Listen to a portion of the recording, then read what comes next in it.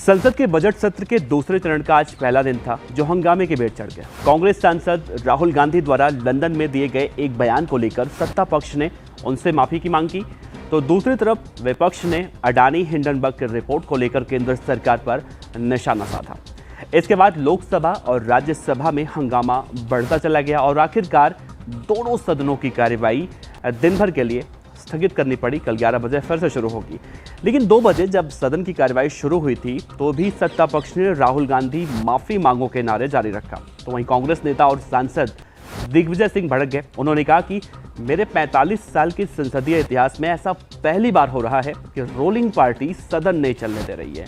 जब राज्यसभा में हंगामा नहीं थमा तो सभापति ने सदन की कार्यवाही कल तक के लिए स्थगित की है।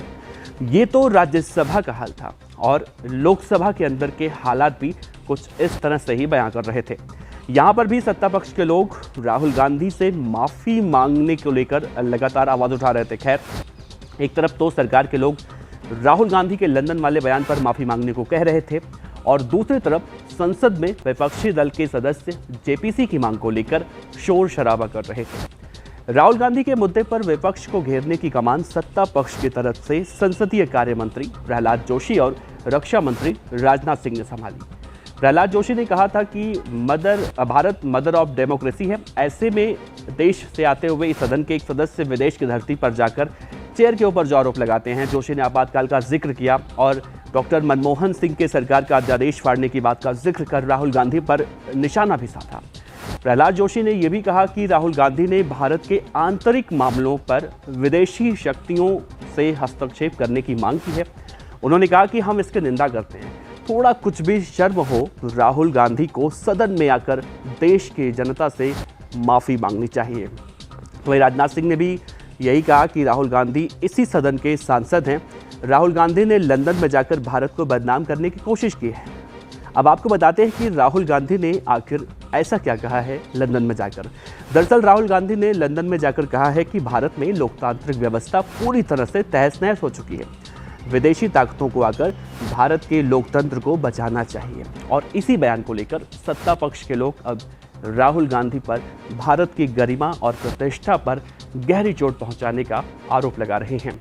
वहीं राज्यसभा में राहुल गांधी के लंदन में दिए गए बयानों का मुद्दा केंद्रीय मंत्री पीयूष गोयल ने उठाया।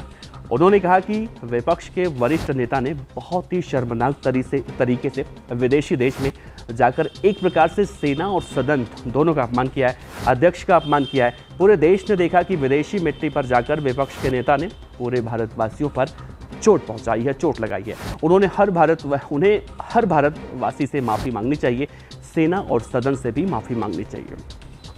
लोकसभा और राज्यसभा की कार्यवाही जब 2 बजे तक स्थगित की गई थी सुबह, उसके बाद जब विपक्षी सांसदों ने संसद भवन से लेकर विजय चौक तक एक मार्च निकाला और एक साझा प्रेस कॉन्फ्रेंस किया जिसमें कई बड़े नेता दिखाई दिए। राज्यसभा में नेता प्रतिपक्ष मल्लिकार्जुन खड़गे ने उस वक्त मीडिया से बातचीत करते हुए कहा कि मोदी सरकार अपने मनमाने तरीके से देश को चला रही है। राहुल गांधी के लंदन में दिए गए बयान पर उन्होंने बोलते हुए कहा खड़गे ने कि बीजेपी ने राहुल के बयान को अपने ढंग से पेश किया है। उन्होंने आगे ये भी कहा था कि मोदी राज में लोकतंत्र को कुचला जा रहा है। भारतीय जनता पार्टी ब्रिटेन में कांग्रेस नेता राहुल गांधी के बयानों को लेकर उन पर लगातार हमले कर रही है, ऐसा अब विपक्ष के नेता आरोप लगा रहे हैं। खैर, बजट सत्र का आज पहला ही दिन था जो कि हंगामे की भेंट चढ़ा। माफ़ी मांगो जेपीसी, अडानी हिंडनबर्ग या फिर राहुल गांधी के उस बयान को लेकर। खैर, अब देखना है होगा कल जब 11 बजे फिर से सदन की कार्यवाही शुरू होती है तो क्या सदन सुचारू रूप से चलता है या फिर इसी तरह से सत्ता पक्ष और विपक्ष की जो रस्साकसी इन दोनों के बीच में देखने को मिल रही है वो चलती रहेगी। यहाँ पर आपको लगातार हम पल पल की रिपोर्ट ऐसे ही देते रहेंगे। आपका बहुत बहुत शुक्रिया। खबर अच्छी लगी हो तो इस वीडियो को लाइक कीजिए, शेयर कीजिए। चैनल पर पहली बार आया है तो सब्सक्राइब जरूर कीजिएगा।